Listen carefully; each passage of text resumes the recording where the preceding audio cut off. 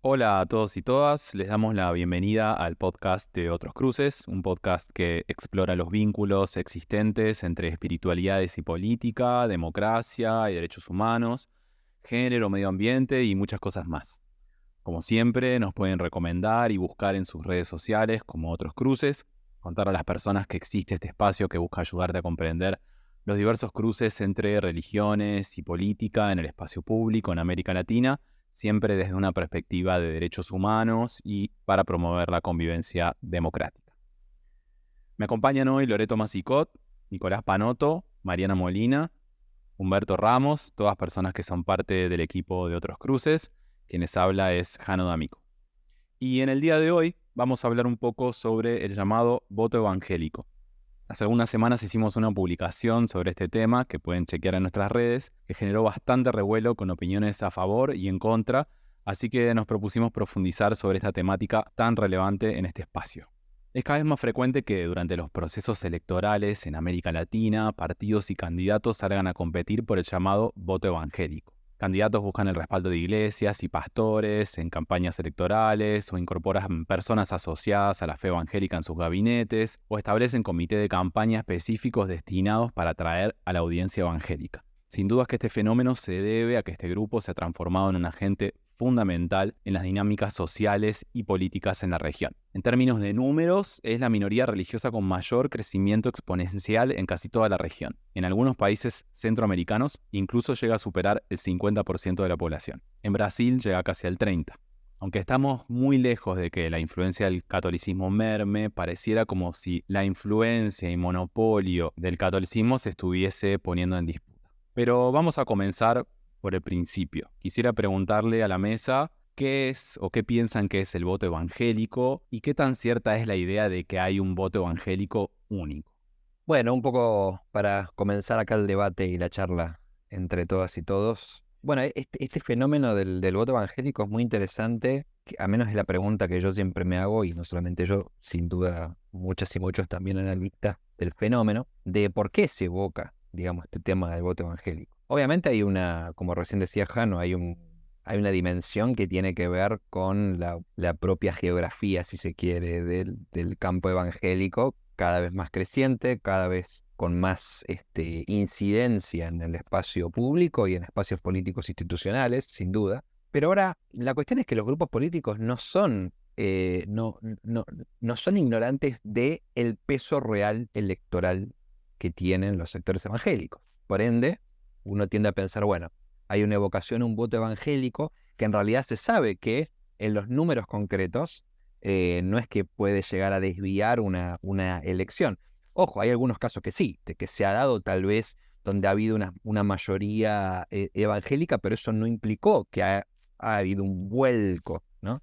Yo creo incluso en lo personal que hay países, después tal vez Humberto nos puede comentar y demás, pero países como en Brasil, como en Estados Unidos, incluso cuando fue lo de Trump, las elecciones se dieron gracias a la movilización en masa de campos evangélicos. Yo creo que hay muestras bien claras que eso no fue tan así en términos numéricos. Sin embargo, el voto evangélico, por un lado, se evoca constantemente, por lo cual está esta pregunta, ¿no? ¿Por qué? ¿Por qué se evoca si no está, no es una representación que mueve números estrictamente hablando? Por eso, al menos yo en lo personal, y eso tal vez lo lanzo para que sigamos debatiendo, creo que hay una dimensión más de lo que se llama, ¿no? Desde las ciencias sociales, de capital simbólico. Hay algo ahí que tiene que ver, incluso me atrevo a decir, con lo que decía Jano, de esta disputa con el catolicismo, ¿no? Como este gran espacio hegemónico religioso en la región, ¿no? Entonces, bueno, ¿qué, ¿cuáles serían esos otros factores que entran en juego? Nos podríamos preguntar en este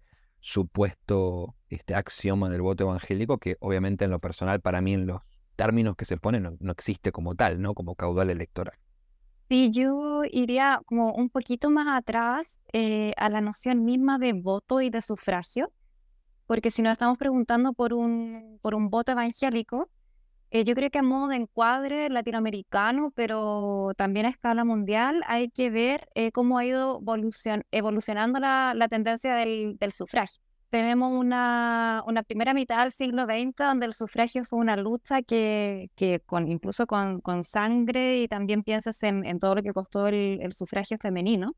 para pasar de este voto censitario masculino de gente que era dueño de propiedad privada a este sufragio universal como uno de los triunfos democráticos más sólidos, y luego una caída en picada, un descrédito por el acto mismo de elegir y ser elegido, que le es propio a las democracias contemporáneas, yo me atrevería a decir, hace ya un par de décadas.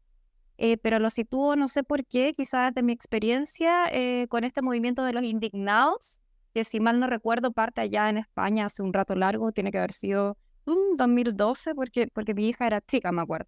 Y ahí esa caída en picada de la valoración al régimen democrático y al acto de votar, sobre todo asociado a los sistemas de voto voluntario. Entonces, cuando estás obligado a ir a votar, había una participación significativa en sociedades latinoamericanas donde la multa o que te puedan traer alguna sanción te lleva a cumplir ciertos actos, ciertos deberes cuando son obligados. Pero una vez que entran las legislaciones sobre voto voluntario, o sea, la caída del sufragio, sobre todo en los jóvenes, es impresionante. Entonces pasamos de esta bandera, de este triunfo del voto, a un desinterés súper degeneralizado, parte del fenómeno, ¿cierto?, de esta desafección y caída de las democracias. Entonces se vota poco, se vota muy poco. Entonces, incluso hay estudios que muestran que la gente, si hay un partido de fútbol o está lloviendo, son factores muy relevantes, son variables que determinan que la gente no vaya a votar. O sea, así de irrelevante, el voto ha caído en la irrelevancia. Entonces, esta vuelta un poco más atrás a la pregunta que tú nos planteas, Jano, tiene que ver con que también nos situemos de qué es el voto y quiénes son los que están votando. Porque cuando uno dice el 70% en un sistema de voto voluntario, donde eso representa, no sé, el 30% del padrón electoral, también hay que tenerlo a la vista a la hora de hacer un análisis. Y si hablamos del voto evangélico, también circunscribirlo a esta tendencia, y entran las preguntas de ¿sería un voto más disciplinado y afiatado de grupo? Y ahí volvemos a lo que tú preguntabas anteriormente. Yo quisiera intervenir para decir algo sobre esto último que plantea Laura, que me parece fundamental, que es, de entrada, tratar de ubicar el fenómeno del supuesto voto evangélico en un contexto mucho más amplio que nos permita sopesar cuál es, digamos, la influencia real que pueden tener en el cambio en una elección, pero además pensar en que también esa influencia puede ser diferenciada a nivel federal que a nivel estatal o local, ¿no? Eso, digamos, por un lado. Luego, por el otro, quería también retomar lo que decía Nico hace un momento, porque yo estoy de acuerdo con que el voto evangélico como tal no existe, es decir, no quiere decir que las creencias no intervengan en las opciones de votación o las elecciones políticas que hace la gente, pero me parece que esta idea del voto evangélico da a entender como que de entrada todo el mundo evangélico es igual, entonces por lo tanto se tienen las mismas convicciones y se vota igual, pero además como si fuera una especie de voto corporativo o algo así, ¿no? O sea, como si fuera una sola iglesia que vota en bloque. Y a mí me parece que eso no es así, aunque eso por supuesto no quiere decir que no haya capacidad de movilización o de generar bases de apoyo que eventualmente se vuelvan políticas por parte de algunas iglesias. Tampoco quiere decir que los políticos no estén tratando de instrumentalizar la retórica religiosa, especialmente evangélica, ¿no? O sea, creo que son como discusiones que van en paralelo, pero que no tendríamos que confundir. Para mí, yo me gusta tratar la cosa considerando que hay ciudadanos y ciudadanas evangélicos, votantes evangélicos. Entonces, hay un voto de gente que es evangélica, pero no hay un voto evangélico. Y en ese sentido podemos pensar que el grupo, el movimiento evangélico, hay disputas internas y no se puede dejar de pensar que hay estas disputas buscan grupos que buscan mantener hegemonía y direccionar el voto evangélico. Pero no hay un voto evangélico como si fuera una entidad autónoma. Entonces hay ciudadanos y ciudadanas que están sujetos tienen su sensibilidad. Entonces, hay una sensibilidad evangélica, esto es claro, pero está en disputa y eso creo que vamos a debatir más adelante. Está en disputa, no está necesariamente automáticamente direccionado a esta o a aquella posición.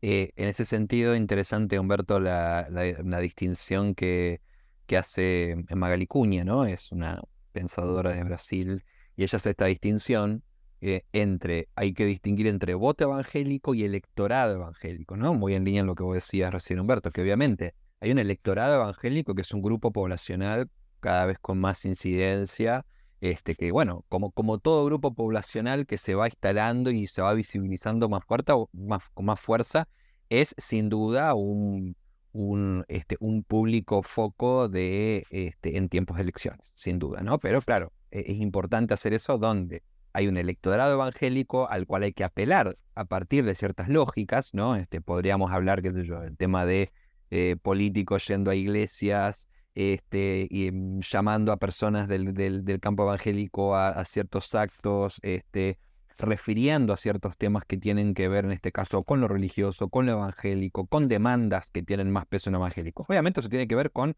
parte de tratar o abordar la cuestión del electorado evangélico. Ahora, eso no se va a traducir nunca en un voto homogéneo, como bien lo han dicho todas y todos.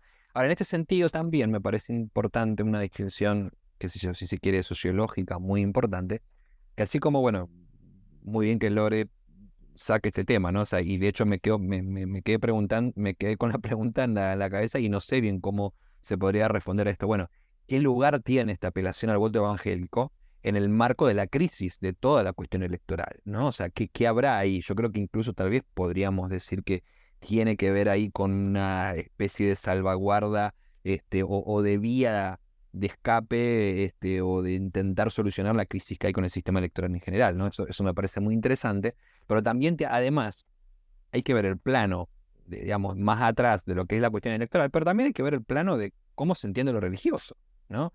De que justamente se piensa de que hay un voto homogéneo o la posibilidad de un voto homogéneo, precisamente porque los grupos religiosos se tiende a pensar, se mueven socialmente de forma homogénea, y eso no es así, ¿no?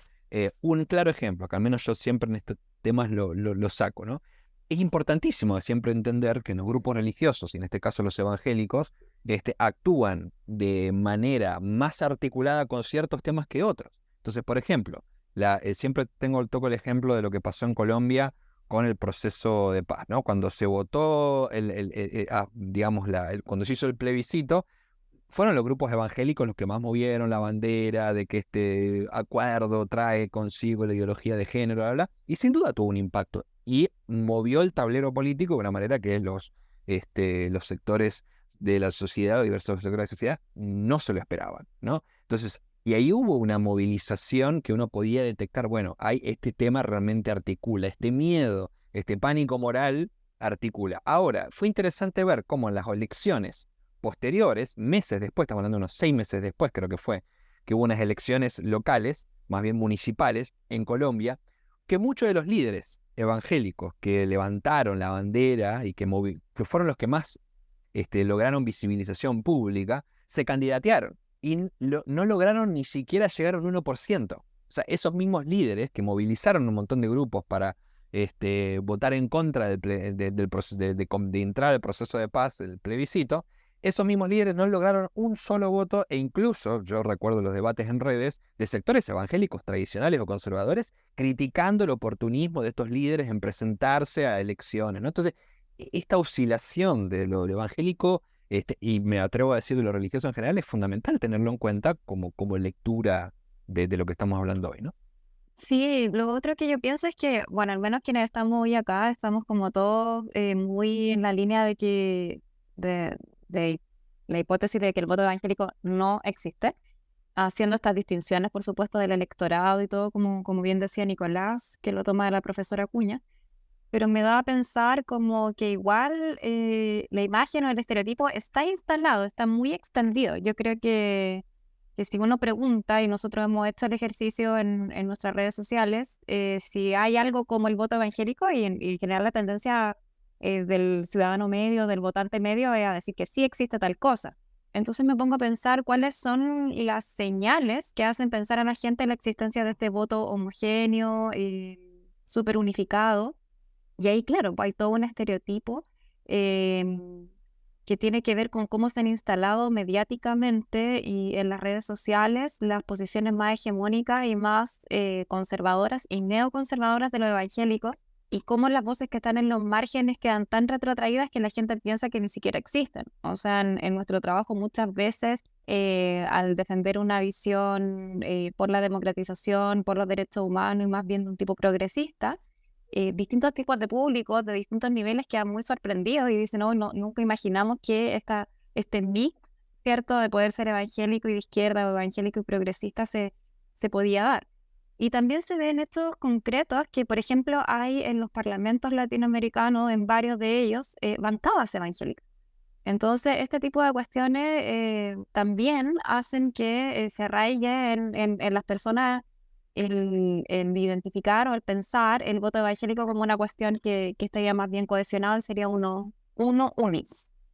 Quizá lo que muchas personas, ese estereotipo que vos decís, Loreto, sostienen, incluso personas que son evangélicas, es que, bueno, la mayoría de los evangélicos solo mueve su voto en función de lo que es la agenda de género, ¿no? Podríamos llamar. Pero primero que es incomprobable, ¿cómo podemos chequear en cada país qué porcentaje de evangélicos votó qué cosa? Y segundo, ¿cómo podríamos tipificar a las personas evangélicas en este caso como conservadoras en algunos aspectos o progresistas en otros? Porque la realidad es que eso es bien complejo también.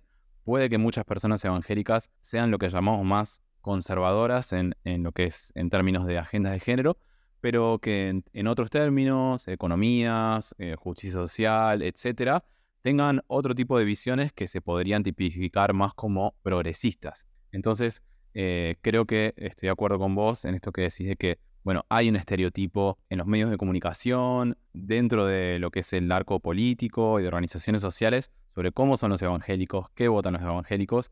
Creo que, al menos desde Otros Cruces, la postura es salir a discutir un poco eso y al menos dejar la visión puesta de que no es tan así.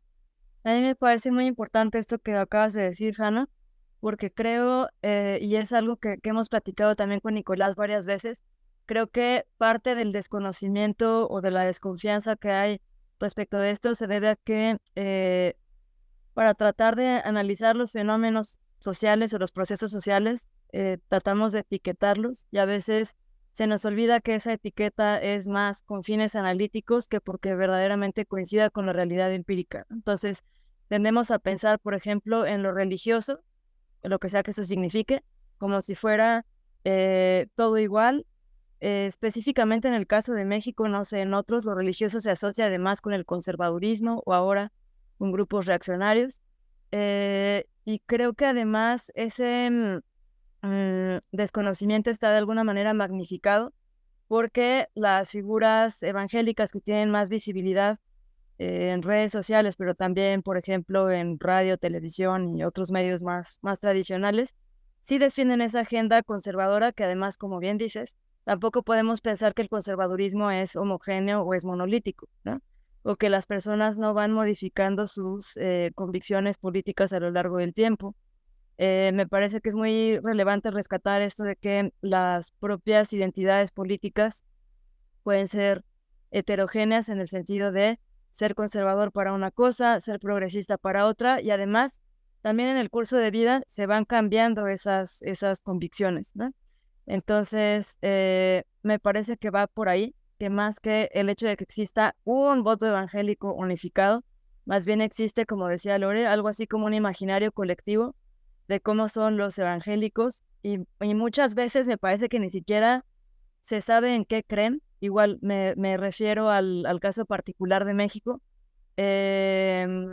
Aquí hasta hace muy poco tiempo, desafortunadamente, para referirse a grupos religiosos o espirituales no católicos se usaba la palabra secta. Entonces eso ya de entrada es como, es una secta anticatólica, ultraconservadora, no sé cuánto, ¿no? Y además lleno de prejuicios, porque, a ver, si la población católica es mayoritaria en México y siempre ha habido conflictos políticos y distintas identidades políticas, ¿por qué si la población católica tiene estas distinciones, la población evangélica tendría que ser idéntica, ¿no?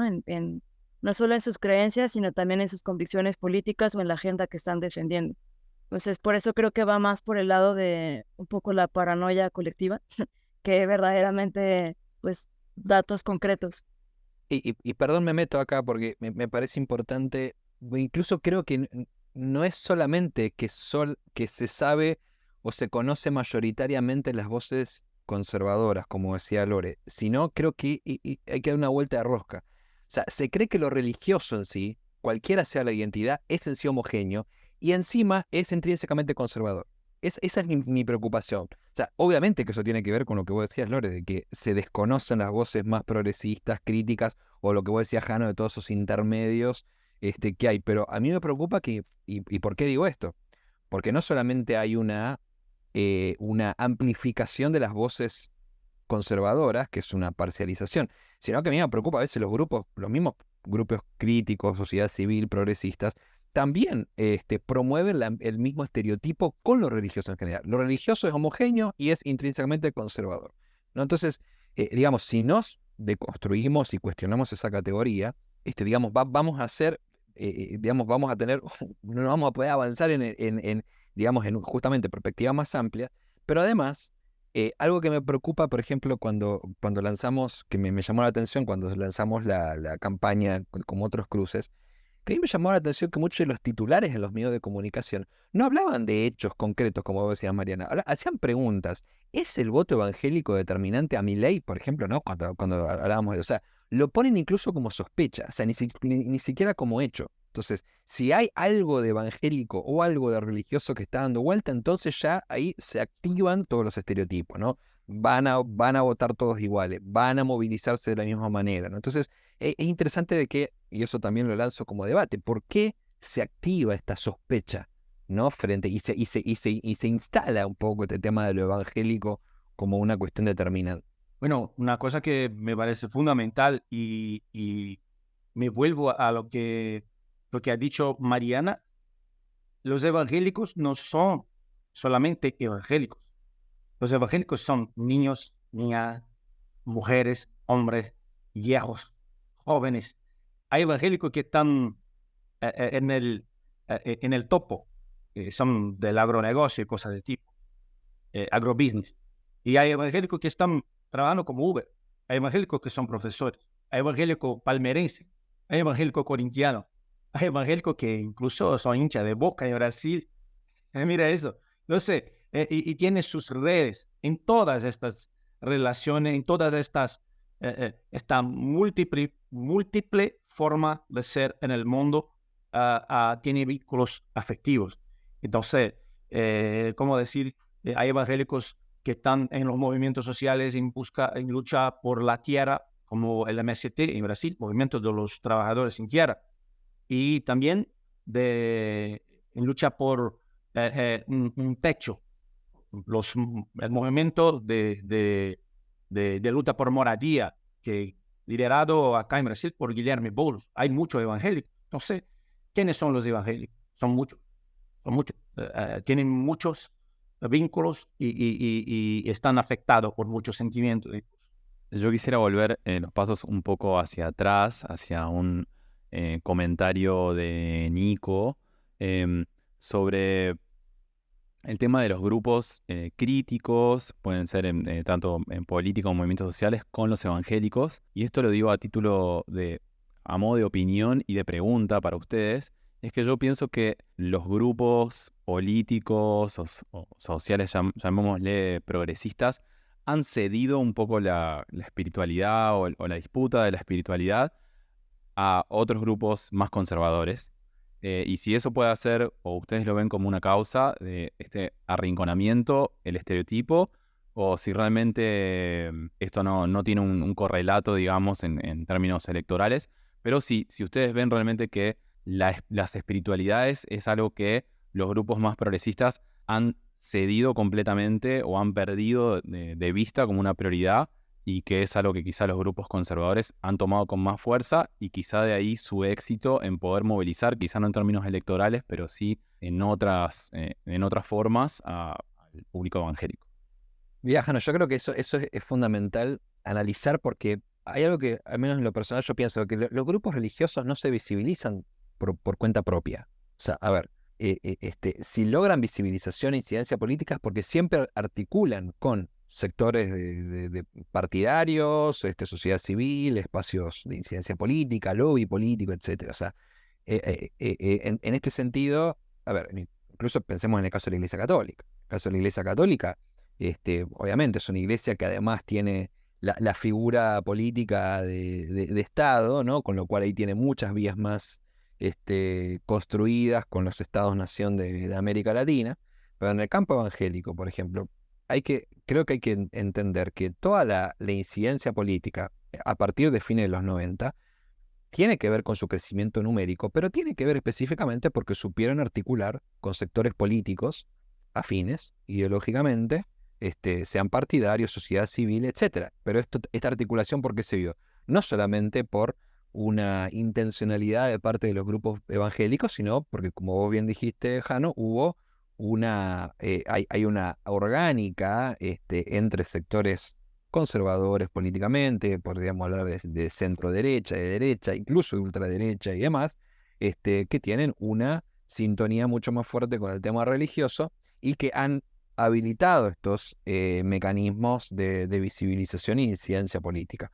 Por ende, los sectores progresistas, sociedad civil, y partidos políticos de izquierda y demás, justamente en su resistencia al tema religioso, han impedido también con ello poder crear otros tipos de alianzas estratégicas, de procesos de articulación que visibilice este otro lado. Entonces, ahí me parece, digamos, que eso es fundamental, haciendo con lo que vos decís, Jano, porque un poco lo quiero como enfatizar en ese lado, es decir, los grupos religiosos no logran incidencia política por sí mismos, logran incidencia porque se articulan con otros sectores de la sociedad. Entonces, el punto está ahí.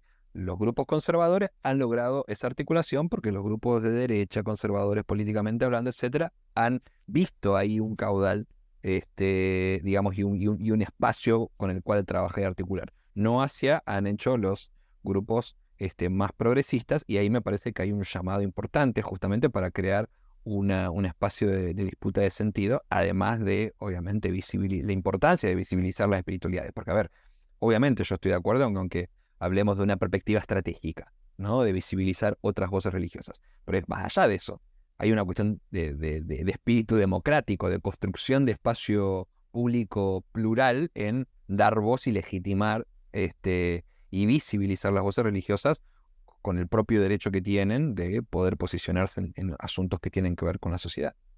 Me parece que sería interesante tratar de pensar por qué ha sido más fácil la articulación entre grupos religiosos conservadores con otros grupos de la sociedad civil que defienden una agenda conservadora o reaccionaria que lo que ha pasado con los grupos progresistas.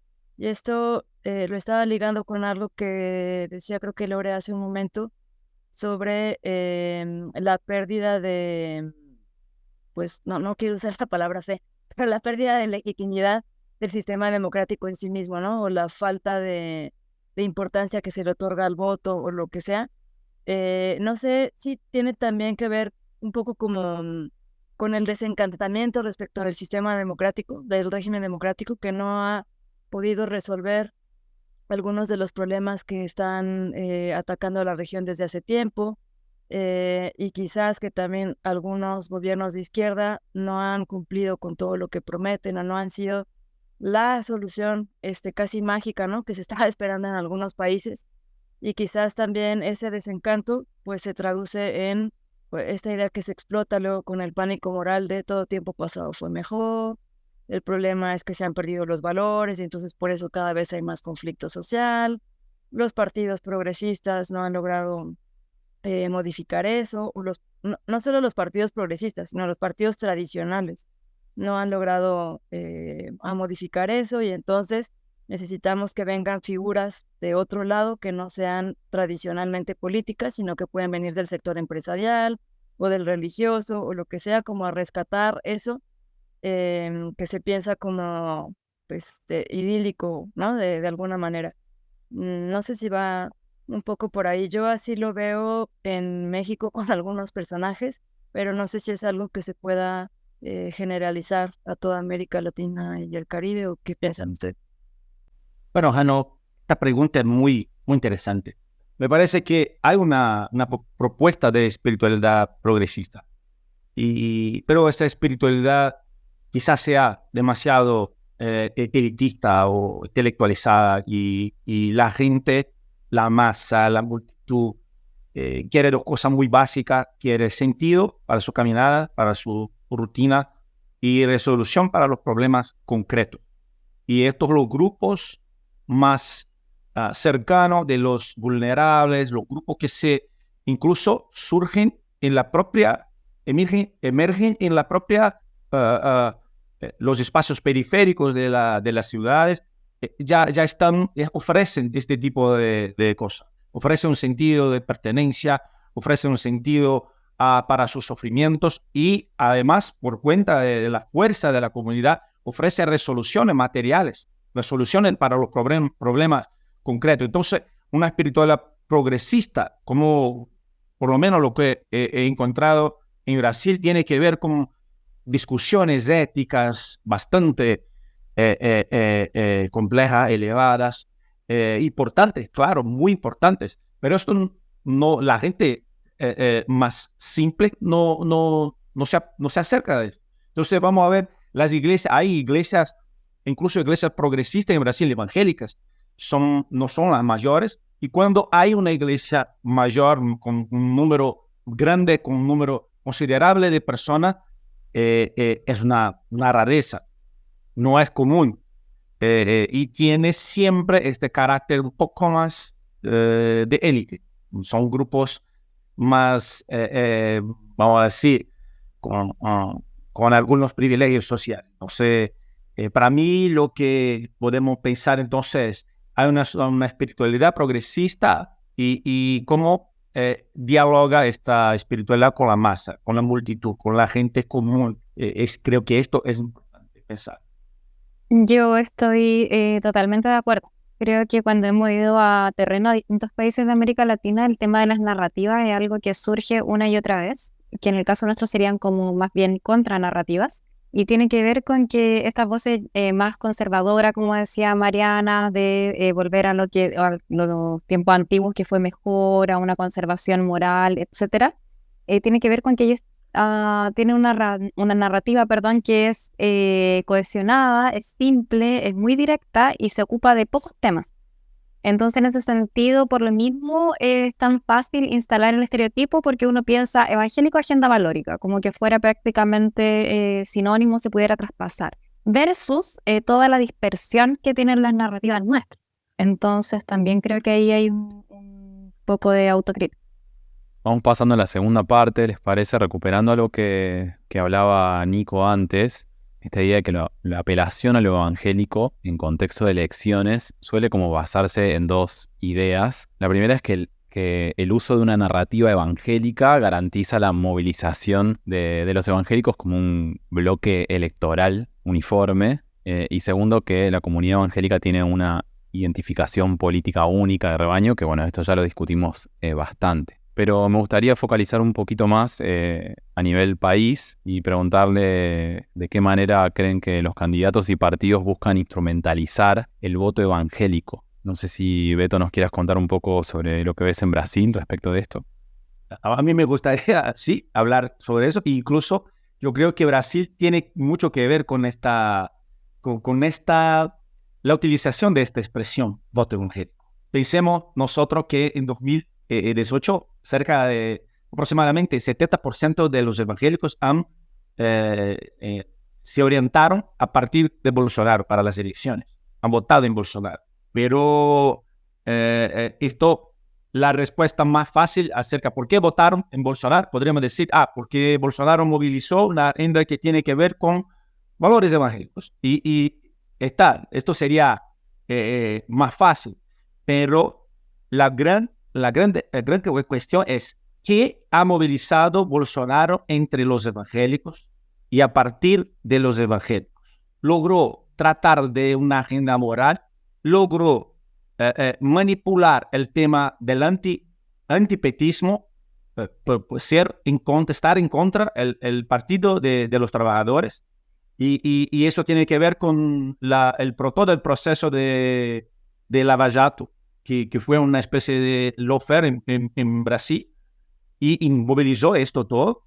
capitalizó encima de esto a partir de la crisis de gobernabilidad, las crisis provocadas por los problemas de corrupción y también el lawfare en contra de PT, una incredulidad sobre el sistema, una incredulidad direccionada a las estructuras tradicionales de la democracia liberal. Entonces movilizó todos estos sentimientos en los evangélicos. No fuera apenas la agenda o las agendas moral de costumbre, cosas de tipo. Y todas estas cosas fueron movilizadas entre los evangélicos. Y ahí tenemos una mayoría, y no una totalidad, una mayoría de evangélicos que se orientaron a Bolsonaro. No todos. Y esto no se repitió ahora en 2022. Pero lo que me pasa es que en Brasil hemos podido probar esta hipótesis. Hay un voto evangélico, hay voto de electores, un electorado, como ha dicho Nico, recordándose de lo que ha hablado con nosotros Magali Cunha, la profesora Magali Cunha. Entonces, hay un electorado, hay votos de personas evangélicas que se permitieron movilizar por una confluencia de temas y que tiene que ver en mucho sentido con sus afectos. La gente en Brasil no fueron solo de evangélicos, solamente los evangélicos. Hay mayorías de otros grupos que se inclinaron, que se orientaron hacia Bolsonaro. Entonces, todos estos puntos que he presentado acá fueron movilizados en muchos otros grupos también. Entonces, fue una confluencia de factores, cruces diversos, y nosotros tuvimos este resultado. Y pudimos probar esta hipótesis. No hay un voto evangélico, sino de personas evangélicas. Bueno, si pasamos al escenario argentino, obviamente ahora tenemos un escenario de pronto a elecciones en pocas semanas, con lo cual es un tema ahí bien candente y coyuntural, pero creo que sería bueno como hacer un análisis desde las últimas elecciones, ¿no? De las PASO incluso que hubo en 2019, porque creo que podríamos, así como decía Humberto, que en Brasil se comprueba esta cuestión del cómo se mueve el electorado evangélico. En el caso de Argentina creo que hay otras dos tesis que se podrían respaldar. Por un lado, que hay ciertos temas que aglutinan, y en segundo lugar, algo que es importante también es que la movilización política evangélica, y me atrevo a decir de cualquier religión, está representada por una diversidad de tipos de institucionalización y de grupos, ¿no? Lo cual también incide en las agendas electorales. Con respecto al primer elemento, es muy interesante el ejemplo de la fórmula del 2019. Nosotros, como otros cruces en la campaña que hicimos ahora en redes, mencionamos el tema, ¿no? Pero fue interesante la fórmula Houghton Centurión, del 2019, las PASO, se presentó como la gran fórmula evangélica. Mostraron imágenes y fotos con cientos de personas en iglesias, insistieron con todo el tema valórico, familia, bla, bla, bla. La fórmula sacó un 5,5% y se especula, digamos, a partir de cierto análisis que hubo, que fue un 2,8% de posible electorado evangélico, que para mí incluso me parece muchísimo, digamos. Hablar de que la mitad del electorado de Houghton Centurión evangélico, un número altísimo, pero estamos hablando de un 2,8% frente a un 15% evangélico que encontramos en Argentina según la última estadística del 2020. Esto es interesante porque vemos que, nuevamente, hay una retórica evangélica y fuerte sobre ciertos temas fundamentales o más promovidos, pero eso no se traduce en elecciones, no se traduce en votos. Entonces esta fórmula sacó una pésima elección dentro del propio campo evangélico. Y si vamos al hoy, ha sido mucho más difícil identificar los procesos de identificación evangélica. Milei claramente tuvo las dos fuerzas, digamos, tanto de la derecha, que es de Juntos por el Cambio, y la Fuerza de la Libertad Avanza de Milei, intentaron diversos acercamientos. En el caso de Juntos por el Cambio, incluyeron a Cynthia Houghton como una funcionaria del gobierno de la ciudad, ¿no es cierto? Y se movilizan con esos sectores, pero tanto Juntos por el Cambio cómo el oficialismo se mueven con sectores evangélicos hace mucho tiempo y tienen muchos evangélicos y evangélicas en sus propias filas en distintos niveles, a municipal, nacional, en términos de asesores y asesoras. En fin, hay ya todo un involucramiento. Y Milei en este caso ha intentado un poco canalizar cierto voto evangélico, pero si uno se identifica dentro de las fuerzas de Milei ciertos evangélicos, algunos evangélicos y evangélicas que están en distintas como candidatos y candidatas, hay una diputada nacional en el sur que es una diputada nacional. Es interesante que es una persona que está vinculada a un conjunto de organizaciones que son de las redes de organizaciones evangélicas que trabajan a nivel regional en términos incluso de política multilateral, muy fuerte con la agenda valórica, pero que no necesariamente representa ni siquiera al cuerpo estrictamente o tradicional conservador de Argentina, ¿no? ¿A qué voy con todo esto? Perdón, un paréntesis, que se sabe un poco la vinculación entre Milei y el judaísmo, ¿no? Con todo este viaje que hizo a Nueva York, supuestamente para efectivizar su proceso de conversión y demás. Pero es interesante cómo en esta evocación a la figura del judaísmo, en realidad también se vincula con cierto sionismo evangélico, que también está muy en boga por un lado, pero tampoco es la representación de sectores mayoritarios, aunque tiene mucha fuerza y visibilización. ¿A qué voy con todo esto? Que justamente en la coyuntura actual lo que podemos ver es que hay evangélicos en todas las filas, con Milei, con Juntos por el Cambio, con el oficialismo, ¿no? Y bueno, podríamos irnos incluso a la vinculación histórica entre peronismo y evangélico, que es un tema de estudio, digamos, ya muy profundizado por Pablo Semán, por Alejandro Frigerio, por Norberto Zaraco, incluso en sus primeros estudios, ¿no? Del tema. Entonces, en fin, lo evangélico en Argentina en este momento está muy, digamos, disperso, lo cual, y con esto voy cerrando, muestra este segundo axioma que me parece importante. Cuando hablamos de lo evangélico y las elecciones, con lo evangélico y lo político, tenemos que preguntarnos a quién nos referimos. Estamos refiriendo a iglesias, a denominaciones, a cuerpos pastorales, a organizaciones basadas en fe, a redes nacionales o regionales, a facultades o seminarios. Hay una diversidad de tipificaciones institucionales que tienen agendas particulares. Entonces no podemos hablar de que todo el evangélico, digamos, tiene un espectro igualitario, porque cada uno de estos tipos de institucionalización que forman parte del gran campo evangélico tienen agendas muy distintas y por ende articulaciones partidarias muy distintas.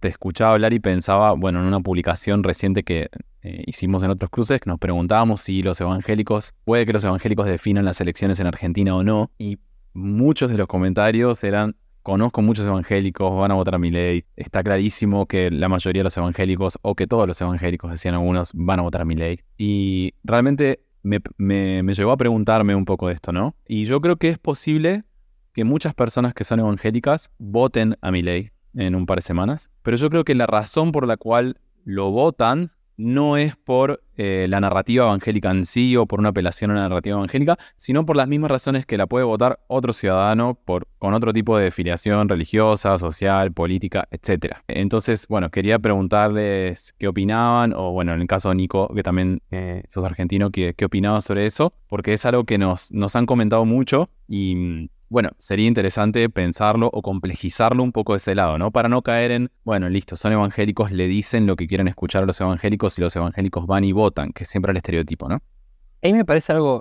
justamente en ese sentido, Jano, destacar algo que recién decía, que Humberto que lo dijo en la discusión anterior sobre este tema de los evangélicos y evangélicas son además, sus identidades están atravesadas por muchos otros elementos, pero además que hay distintos tipos de demandas que articulan, ¿no?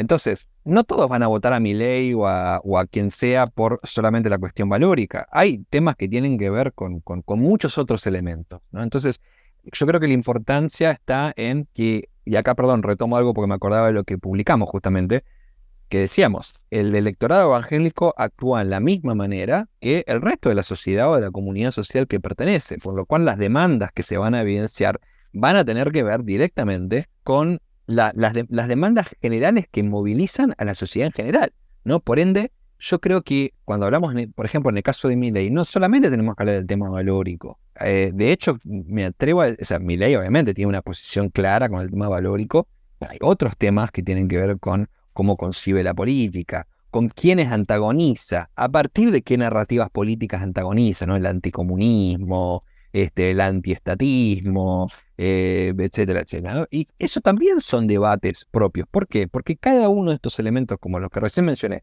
anticomunismo, es decir, tenemos que luchar contra el ateísmo. El antiestatismo, tenemos que luchar en contra de la persecución del Estado de las religiones. O sea, todos estos temas vinculan y articulan cosas que tienen que ver con el campo evangélico, y cada persona prioriza eso, ¿no? Prioriza esas demandas según el caso.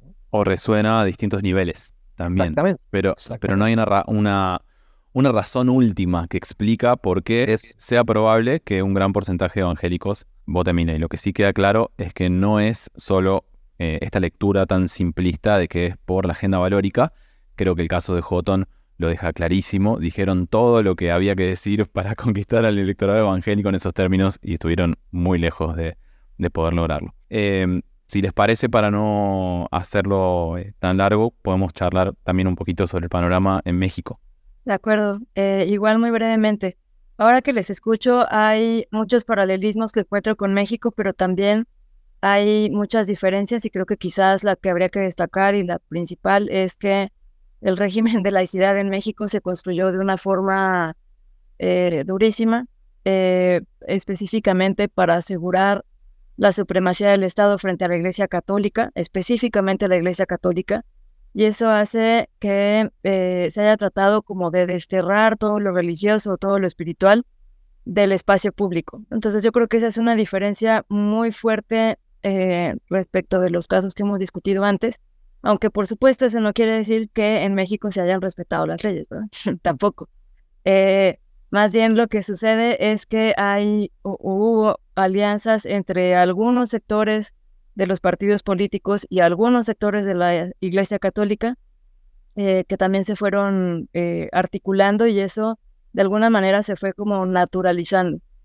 En las últimas décadas, que ha habido un proceso de diversificación religiosa muchísimo más evidente, parece que todas las discusiones sobre laicidad están volviendo a abrirse, porque como que ya no se cuestionaba que hubiera una separación entre el Estado y las iglesias, pero lo que nunca dejó de cuestionarse es por qué las organizaciones religiosas o espirituales no pueden manifestarse en el espacio público, por qué no pueden participar políticamente, y sobre todo qué tan cierto es que no se puede, porque buena parte de la ciudadanía es religiosa y pues no es como que cuando llegan a su casa se ponen la religión y cuando salen se la quitan, ¿no? Entonces, esa es una diferencia que creo que es muy importante respecto de los casos que han discutido ahora, pero creo que también hay muchos paralelismos. Por ejemplo, esto que se hablaba hace un momento sobre el hartazgo frente a la política, no sé si mal llamada tradicional, pero como a la política de largo aliento y la necesidad por experimentar algo así como un cambio fresco en el sistema político. Creo que ha hecho que en buena medida también en México se use lo religioso para legitimar a lo político, y en ese sentido se instrumentaliza, lo cual me parece que no es ni benéfico ni justo para nadie, ¿no? En primera, porque pues las leyes prohíben eso, pero en segunda, porque también me parece injusto que se usen los símbolos religiosos para atraer a un grupo de votantes que, con independencia de la religión con la que se identifiquen, existe como una cierta identificación con los candidatos o las candidatas a partir de esa religiosidad, ¿no? Pues Andrés Manuel López Obrador ha sido muy inteligente para eso, porque además nunca declara su filiación religiosa, simplemente se refiere a Cristo o a Jesucristo o a Dios, así como en lo general, y entonces puede jugar a hacer alianzas con todas las religiones que son parte del cristianismo. No se compromete tampoco con una agenda valórica conservadora, pero no es que esté haciendo mucho por los derechos sexuales y derechos reproductivos o por la diversidad o lo que sea, ¿no? Y al mismo tiempo se dice en contra de los conservadores que se oponen, por ejemplo, a la justicia social, ¿no? Entonces, de pronto como que usa un discurso que es todo y nada, y entonces puede encajar con cualquier votante. Creo que eso es lo que específicamente a él le hace muy particular. Y luego hay también otros grupos políticos no católicos que han salido a la luz últimamente y que han causado mucho escándalo, me parece que por esto que hemos estado discutiendo en todo este tiempo, ¿no? Porque no es lo que estábamos acostumbradas a ver. Y entonces se asume que el Partido Encuentro Social, donde hay grupos evangélicos, es también como representativo de toda la población evangélica, o que Humanismo Mexicano, me parece que así se llama, no estoy segura, que es de la luz del mundo, también es representativo de todos los creyentes y todas las creyentes de la luz del mundo, como si el hecho de ser creyente fuera determinante para las preferencias políticas. Y aquí rescato lo que decía hace un ratito Humberto. Las personas no se definen solamente por la afiliación religiosa, ni solamente por el sexo, ni solamente por el género, ni solamente por la ocupación, sino que somos pues conjuntos de todo eso, ¿no? O sea, la identidad no se puede pensar como una sola, homogénea, estática y monolítica. Yo estoy de acuerdo con lo que señala Mariana. Creo que esta hipótesis del hartazgo y de la gente buscando como lo novedoso que esbozó en el primer bloque antes de que fuéramos los países y en los casos, yo estoy muy de acuerdo con aquello. Y luego de lo que conversaron acerca de Brasil, Argentina y México, yo creo que Brasil se escapa un poco, o al menos se escapa de los otros casos, en el sentido de que sí hay una alusión mucho más explícita a esta variable evangélica. No lo veo de un modo tan evidente por lo que cuentan Jano y Nico en el caso argentino. Tampoco lo veo tan explícitamente en el caso mexicano. No lo veo en Chile, caso del que me encantaría hablarles, pero por tiempo lo vamos a dejar para otra ocasión. Entonces creo que, claro, la gente está apostando a esta narrativa de lo nuevo, lo outsider, el que viene desde afuera, de lo no contaminado, y muy tristemente de lo no político y lo no ideológico, por toda la carga negativa y peyorativa con la que han rebalsado estos dos conceptos, tanto el de ideología como el de lo político. Entonces creo que más bien las personas votan por estos que van a romper todo, estos refundadores, estos mesiánicos. Ahora, ¿quién encarna aquello? Si es un cristiano o no, no está al menos en el meollo o en el centro del debate argentino, chileno, mexicano, y ha tendido a coincidir que han sido cristianos, pero no es que esté en el centro del discurso. Creo que va por ahí.